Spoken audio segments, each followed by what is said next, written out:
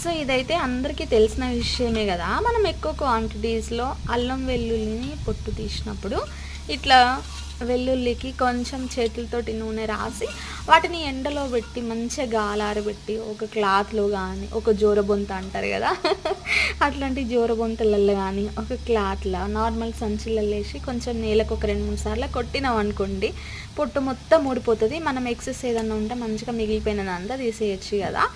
కానీ నాకున్న ఇంకొక అలవాటు ఏంటి అంటే పసుపు, అది ఆయిల్తో పాటు నేను పసుపు కూడా కొంచెం కలిపి రాస్తాను అన్నమాట. అది ఎందుకు అనేది మీరైతే గెస్ చేసి చెప్పండి. అండ్ ఇంకొకటి, అల్లంని వాటర్లో వేసి కడిగి తర్వాత పొట్టు తీస్తే మనకి చేతులు వస్తాయి. సో అట్లా కాకుండా డ్రైగా ఉన్న అల్లాన్ని మనం పొట్టు తీసినామని అనుకోండి, మనం ఎంత అల్లం తీసినా మన చేతులకైతే మంట అనేది రాదు. సో మీరు ఒకసారి అయితే ట్రై చేసి చూడండి. నేను చెప్పిన టిప్స్ మీకు మంచిగా పనికి వస్తాయి. ఓకేనా? Thank you.